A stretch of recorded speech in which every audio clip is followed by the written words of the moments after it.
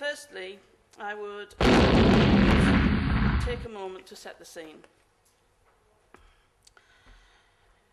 I'd like to start with a bit of background, if I may. In 2000, we engaged some external providers to deliver a change programme which introduced a set of values which are still used today. Most of the exercises, however, in this package were designed for group delivery. The budget that we had available at the time allowed for that group delivery to take place, but once the initial downlining had happened, there was no more budget around, so group delivery couldn't happen anymore, really. The catch-up training exercises that our managers had to do lost their wow factor. So everything that we had was in this group delivery bit, and doing it on a one-to-one basis really didn't have much of a wow factor with it. And inevitably, staff turnover over 7 years meant that there was a dilution in people remembering what the programme was all about. But what was good about the experience was the ability of all to recognise and live the values. So based on past experiences, we were in a good place. We still had plenty of individuals around who had involvement in the original programme and remembered the buzz and the excitement that went with that type of activity. The vibe in the business, however, was that we needed to revisit and introduce something similar to lift and inspire the most recent generation of employees, along with our old retainers, of course.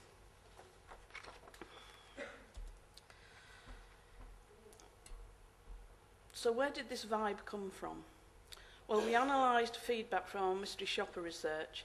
It told us that we needed to get it right for our customers. The information that we got was quite easily grouped into 3 main categories. We had to respect the customer's time. We had to be fast. We had to acknowledge customers. We had to be friendly. And we had to know our jobs, be efficient. All of these behaviours needed to become givens and not options. Information also on the radar was around engagement. Our internal staff survey highlighted the common theme around being involved and feeling valued. So how did we move forward? Well, after identifying the need for a programme to improve behavioural skills, we had 25,000 store colleagues that we needed to get this challenge over to. We knew that one of the first things that we must address was the common belief that stores were simply quite fed up with having things done to them, with little involvement in the whys and the wherefores of the principles surrounding new ventures, and we had to gather that support from day one. We made all the decisions based around the need to create a programme which would support levels of the business, not just our colleagues in retail operations, but all of the business owners in our head office. Retail Operations General Manager set out to establish his project team, and the brief was quite clear from him. He was committed to getting everybody who signed up to be on this project team. It was a great mix of colleagues and store management and field personnel, that they had to be available for all of the meetings. He didn't want anybody to be attending the upfront bit and then disappearing, as the project itself went along. He was also adamant the subject matter that would feature in the programme had to be achievable, and we had to be able to measure it, and that the whole programme needed to appeal to our wide target audience. So the next steps, we had our project team identified. We started with some customer listening groups. Staff and customers were invited to a series of evening sessions. All of them had opinions and contributions to make. We got some great levels of feedback from our customers. Then we had some evening staff forums, which gave an opportunity for local stores to meet. So where there was lots of local stores together, we gave them the opportunity to have an evening session and for us to actually truly listen to what they were saying that they wanted to do. As previously mentioned, the project team looked at 3 key areas. Fast, the need to respect our customers' time. Friendly, to be polite and acknowledge. And efficient, to know how to do the job. The technical training specialists took all of the information suggested by the groups, did some creative thinking, came up with an outline of what the plan would look like, and then that was taken back to the guys, and they actually bought into that because they had an input as to what the final programme was going to be. The buy-in was tremendous. You know, the sense of pride at being involved was infectious, and we really needed it to be. As with all things, we knew we'd have to face some challenges from very busy managers. You know, why do I need more work? Comments. Also, we had the colleagues' outlook. A lot of our colleagues are only 3-hour part-timers, and their attitude was, well, I'm only here for 3 hours, I just do as I'm told. So working with the group, we looked at the best time to deliver. We had to market the event as being fun and enjoyable. Out-of-hours evening sessions seemed to be the most popular when we polled everybody, so that's what we did. The sessions were interactive. We used lots of different media. We had DVDs, we had facilitated sessions, we had intranet-based training and quizzes and all sorts of things like that. So the use of the brand itself for this programme was so simple and effective. It was a simple acronym that speaks volumes and now is widely used throughout the business. Collectively, we chose to go with a theatre movie theme for the whole of the programme, which was a great way, gave us a great way to hold recap sessions for what's coming up next and to, as I said, to recap on what had just happened. And with the added attraction of popcorn, hot dogs, soft drinks, it was all part of the show. Everyone had a great time. I'd like to just take this opportunity to show a very short montage of what the DVD, the elements of the programme looked like, and how important it is to get the detail right for the target audience. Previously on Act 1 of Fast, Friendly and Efficient.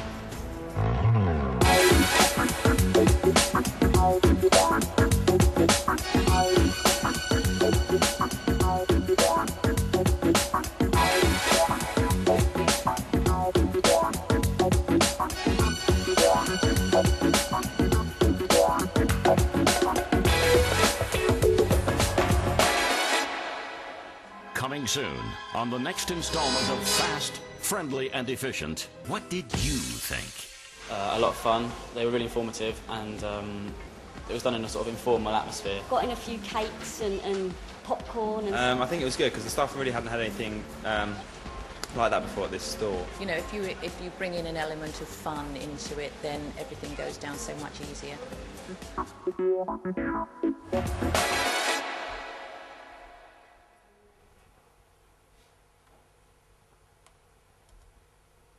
So a question for you guys. What percentage of our 700 established store managers express concern over their ability to deliver a programme of this size, do you think?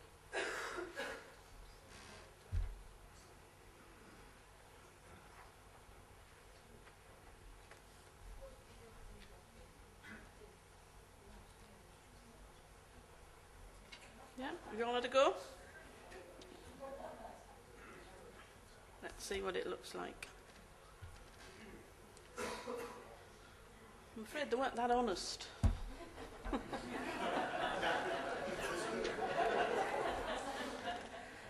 The percentage of people who actually expressed concern was just below 30%. So, you know, we knew we'd have to face some challenges from the very busy managers. And we had to make sure that we were responsible. And we briefed our managers that they were going to be responsible for the size of the prize involved in a programme of this size, the expected behavioural improvements that we would be looking for, which would of course be reflected in customer feedback, that we'll be looking for improvements to the staff survey results, especially around engagement and feeling valued, and that new behaviours would become an everyday given and not an option. So our managers, it was made quite clear to managers where their responsibilities were going to be. In return, part of our responsibility was to make sure that that population had the skills required to deliver a programme of that size. Now, as you can see from the feedback we've just had, it was quite clear not all the population enjoyed or had the confidence to deliver a programme like the one that we had. We needed to strike a balance with all of the different skill sets. So what we did is we didn't want to offend long-serving managers who felt that they knew what they were doing, and then we had people who were new to the business. So we took a hints and tips approach, and what we did is we created a DVD which had a known face from our training team with some amusing reflections on how to facilitate. And what we actually did then, we didn't just send it out and say to people, you know, watch this and then you'll be able to do whatever you need to do. And we got the good guys off the areas, so the good managers, the managers who enjoyed doing this kind of thing, they became the champions, and they were the ones that actually went out and about with little groups of store managers to make sure that everyone was confident and that they understood how to get the best out of facilitating a big session. The second half of the programme, I'm only talking about the first half, but the second half of the programme involved a lot of stockroom activities, which meant our stock manager population needed to be in a good place to actually do some of the facilitating, and they obviously were the biggest target audience when we went out and about to cover off these skill sets.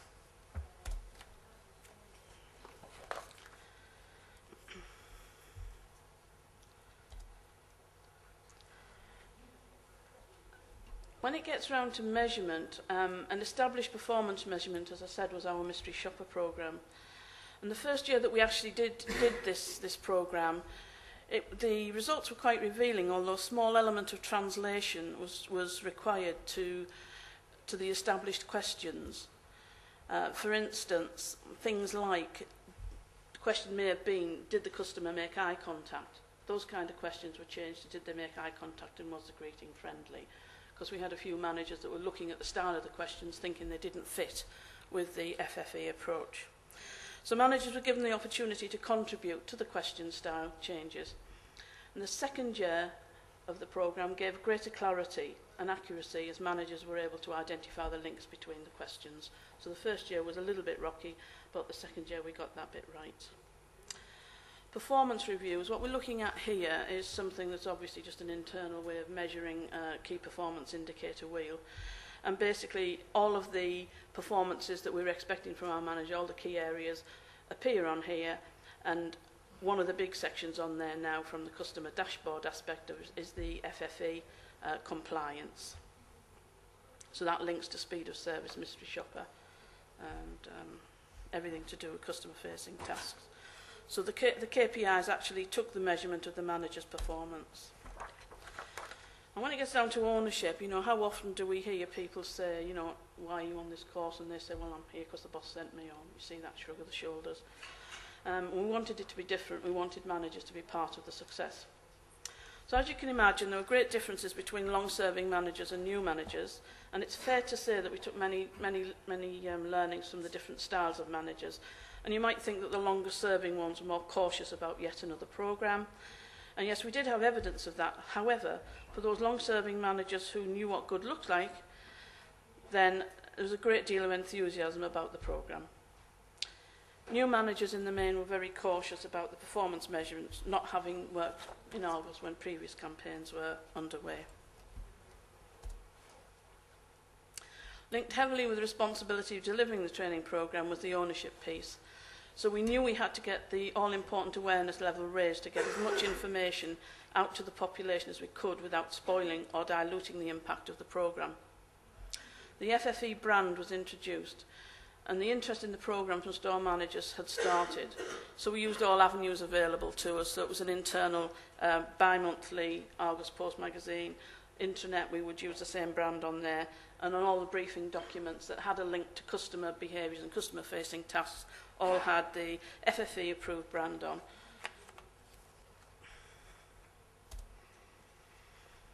The cascading part, this is the real important, this is the bit that really, for me, actually made this programme land.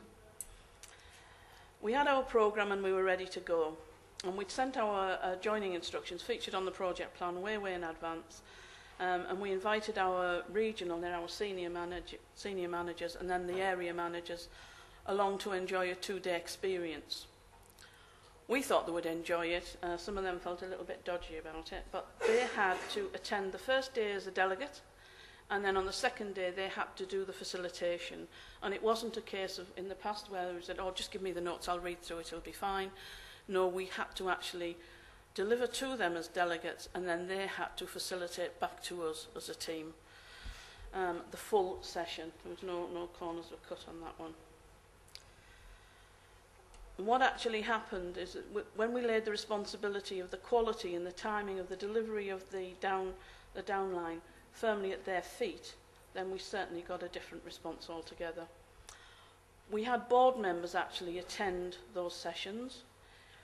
We also had board members attending the next level of downline, which went to the store managers, and then they were out and about in the field at the level where the managers then downlined to the stores. So in effect there were three levels. There was the senior management, they were shown the programme, they downlined to their management population then downlined to the stores.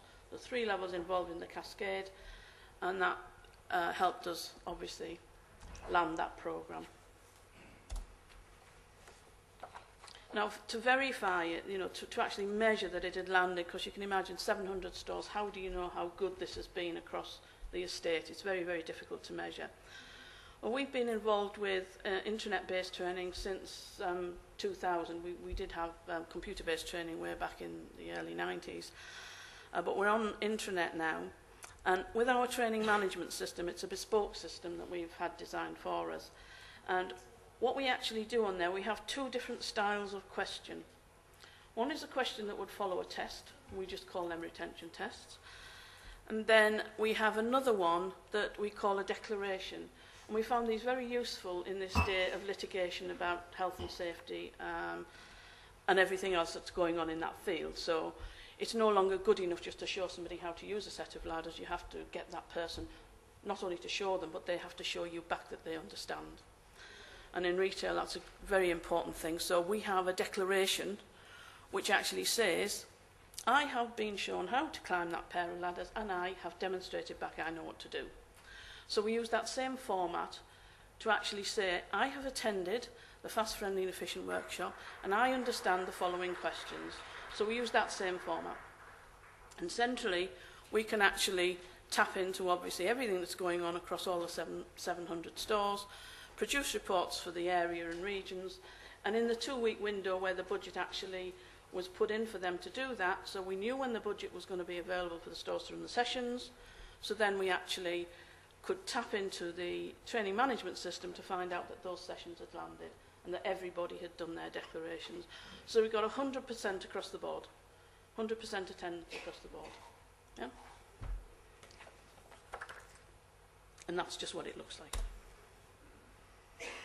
So the secret of our cascade success, we believe, was to plan every detail at the start of the project. Don't fall into the mindset of thinking what you want will definitely fit. I know that if we'd have left getting the regional area managers together until a month or so before we wanted them, that it would never have happened. So that had to happen a good five months in advance. And another thing is, if you don't have access to an online training management system, I would suggest that you make sure that your measurements are going to be fair and equal across your estate, because obviously you will have conflict from managers if you're measuring things differently across all of your outlets or whatever you've got. So, learning outcomes. The programme had to become a way of life within Argos, therefore we had to look closely at the existing training materials and the tone of voice used. We agreed up front that when the behavioural changes would be re-engineered into the established training material, so we knew that we had to do it before our peak. Our peak obviously starts round about September time. It starts gradually, and we start to take on Christmas temps. And that would swell our figure of 25,000 up to at least about 48,000 employees. And there wouldn't be much point in having a programme that had landed early on with all of the tone of voice around FFE, and for it not to be in the training material that this massive army of people were going to come on board with. So we had to make sure that we were in a position to re-engineer that material for then. And we had to make sure, obviously, that the material was there for our managers and not to fall into the trap that I mentioned when we first started about using the external company that only designed group sessions.